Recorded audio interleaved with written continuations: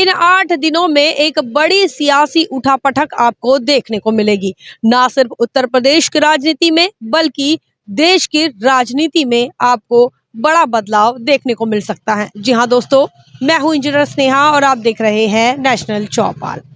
बता दें कि पूरे देश के अंदर 2024 के लोकसभा चुनाव को लेकर सरगर्मियां तेज हैं और ऐसे में एक तरफ भारतीय जनता पार्टी 400 पार का नारा लगा रही है, वहीं दूसरी तरफ इंडी अलायंस लगातार छोटे मोटे दलों को जोड़कर एक बड़ा अलायंस बनाने की कोशिश कर रही है। सूत्रों की माने तो ये बताया जा रहा है कि सोनिया गांधी की तरफ से एक बड़ी पहल हुई है और वह पहल बहुजन समाज पार्टी की राष्ट्रीय अध्यक्ष बहन कुमारी मायावती जी को इंडी अलायंस में शामिल करने को लेकर है। बहुजन समाज पार्टी की राष्ट्रीय अध्यक्ष बहन कुमारी मायावती जी इंडी अलायंस का हिस्सा बने, यह खुद कांग्रेस की राष्ट्रीय संरक्षक सोनिया गांधी चाहती हैं। तमाम देश जानता है सोनिया गांधी और बहन मायावती जी के बीच एक अच्छे संबंध है, दोस्ती के संबंध है और यही संबंध की खातिर ऐसा हो सकता है कि बहुजन समाज पार्टी की राष्ट्रीय अध्यक्ष बहन मायावती जी इंडी अलायंस में शामिल हो सकती हैं। सीटों के बंटवारे को लेकर भी चर्चा होगी और तमाम लोगों का ये कहना है कि आने वाले 8 दिनों में बड़े सियासी बदलाव जो है देश को देखने को मिलेंगे।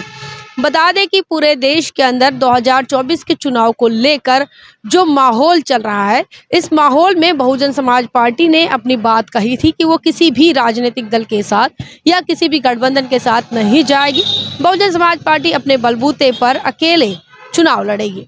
लेकिन उसके बाद लगातार कयास ये लगाए जा रहे थे कि अंदर खाने से बहुजन समाज पार्टी की राष्ट्रीय अध्यक्ष बहन मायावती जी और सोनिया गांधी इनकी चर्चाएं चल रही हैं।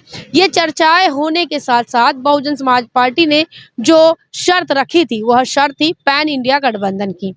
कांग्रेस जो है वो चाहती है कि मात्र उत्तर प्रदेश में गठबंधन हो, वहीं बहुजन समाज पार्टी चाहती है कि उत्तर प्रदेश के साथ साथ अन्य राज्यों में भी बहुजन समाज पार्टी को सीटें मिले।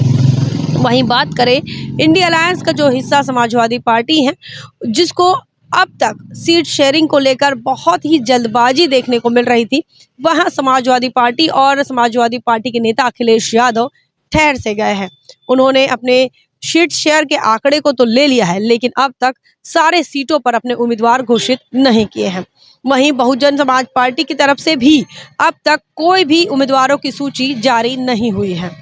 कांग्रेस की बात करें तो कांग्रेस ने भी 17 सीटों पर अपने उम्मीदवार घोषित नहीं कर पाए हैं। अब तक 5 से 6 सीटों पर ही कांग्रेस ने अपने उम्मीदवार दिए हैं। ऐसे में ये बताया जा रहा है कि ये इस प्रकार से ये जो ठहराव आया है इंडी अलायंस के अंदर, लगभग 20 फरवरी के बाद से जो ठहराव है, उस ठहराव का यह एकमात्र कारण माना जा रहा है कि बहुजन समाज पार्टी की राष्ट्रीय अध्यक्ष बहन कुमारी मायावती जी इनकी एंट्री होनी बाकी है और तमाम लोग अभी भी इस बात का इंतजार कर रहे हैं। खासकर कांग्रेस के खाने में बहुजन समाज पार्टी की राष्ट्रीय अध्यक्ष बहन मायावती जी का बड़ा इंतजार हो रहा है।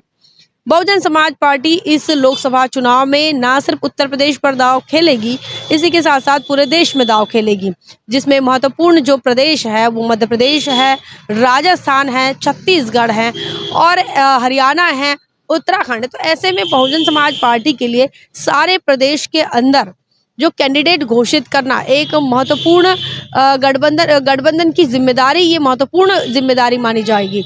लेकिन क्या कुछ होगा? क्या बहुजन समाज पार्टी जिस प्रकार से पैन इंडिया गठबंधन की बात कह रही है या फिर जिस बात के लिए ये जो गठबंधन की चर्चाएं जो स्थगित है, क्या वो गठबंधन की चर्चाएं इन सीटों के शेयरिंग के बाद या सीट शेयरिंग का ये जो शर्त है बहुजन समाज पार्टी की, क्या वो कितनी सच हो पाएगी, वो तो समय बताएगा। लेकिन आज की तारीख में जिस प्रकार से बहन कुमारी मायावती जी को अब तक मीडिया हाईलाइट नहीं करता था, दिखाता नहीं था या फिर बताता नहीं था। कई बार ये कहा गया है कि बसपा जो है वो मैदान में ही नहीं है, लेकिन जैसे जैसे चुनाव करीब आ रहा है, 15 मार्च को लगभग ये बताया जा रहा है कि चुनाव आयोग आचार संहिता की घोषणा हो जाएगी और ऐसे में जैसे ही आचार संहिता की घोषणा हो जाती है, Bahujan Samaj party U turn ले सकती है। और जिस प्रकार से बहुजन समाज पार्टी ने ये बात कही थी, बहन कुमारी मायावती जी ने ये बात कही थी कि हमारी जो नज़र है वो इंडी अलायंस पर भी है और सत्ता पक्ष पर भी हैं। कौन क्या कर रहा है, तमाम चीज़ों पर हम नज़र गड़ाए हुए हैं और दोनों पर हम अपनी नज़र रखे हुए हैं। तो ऐसे में ये समझ में आ रहा है कि आने वाले इन 8 दिनों में राजनीतिक जो विश्लेषक है उनका ये कहना है कि इन 8 दिनों में बड़े बदलाव देश के अंदर देखने को मिलेंगे। और इन बदलावों से अगर इन 8 दिनों में अगर बसपा जो है इंडिया अलायंस का हिस्सा बन जाती हैं और कांग्रेस, बसपा और समाजवादी पार्टी अगर एक साथ चुनावी मैदान में रहेंगे, तो भारतीय जनता पार्टी का 400 पार का जो सपना है वो सपना ही रह जाएगा, वो हकीकत नहीं बन पाएगा। और इसीलिए ये जो 8 दिन है ये बड़े महत्वपूर्ण माने जा रहे हैं। वहीं एक बात ये भी निकल कर आ रही है कि कांग्रेस चाहती है कि इस बार बहुजन समाज पार्टी की राष्ट्रीय अध्यक्ष बहन कुमारी मायावती जी का चेहरा प्रधानमंत्री के उम्मीदवार के तौर पर दिया जाए। कांग्रेस खुद चाहती है कि दलित प्रधानमंत्री इस देश को मिले, ऐसी चर्चाएं चल रही हैं। बहन कुमारी मायावती जी को प्रधानमंत्री पद के उम्मीदवार बनाने के लिए सोनिया गांधी राजी हो गई हैं। इस बात को लेकर कई बसपा के जो बड़े दिग्गज नेता हैं वो कांग्रेस के नेताओं के साथ संपर्क में हैं, ऐसे भी सूत्रों के हवाले से खबर आ रही है। और चारों तरफ इन 8 दिनों के जाने की, इन 8 दिनों के बीच में क्या चर्चाएं हो रही हैं।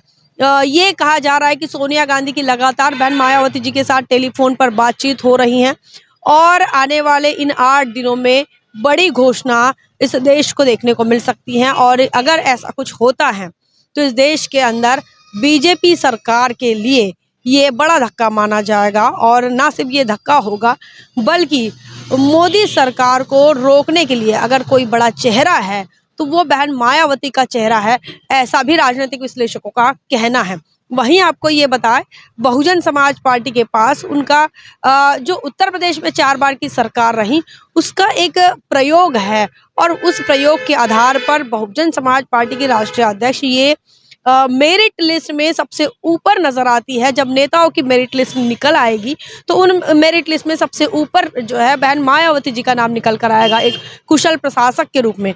और ये देश देखना चाहता है, यह देश देखना चाहता है, देश के तमाम लोगों का ये मानना है कि बहन मायावती जी ने जिस प्रकार से उत्तर प्रदेश में अपनी शासन सत्ता चलाई है उसी प्रकार से देश के अंदर भी वह शासन सत्ता चलाए। वहीं बहुजन समाज से आने वाली एकमात्र महिला नेता और बाबा साहब अम्बेडकर को आदर्श मानने वाली बहन कुमारी मायावती जी को तमाम पूरा देश की महिलाएं, खासकर बहुजन समाज, दलित, आदिवासी, पिछड़ा समाज ये देखना चाहता है बहन कुमारी मायावती जी देश के प्रधानमंत्री बने। तो क्या कुछ होगा इन 8 दिनों में, इन 8 दिनों का इंतजार सभी को है, भारतीय जनता पार्टी को भी है और विपक्ष को भी है, पूरे देश को है। और राजनीतिक जो विश्लेषक है उनका ये कहना है कि इन्हीं 8 दिनों में सारी सियासी उलटफेर होने जा रहे हैं।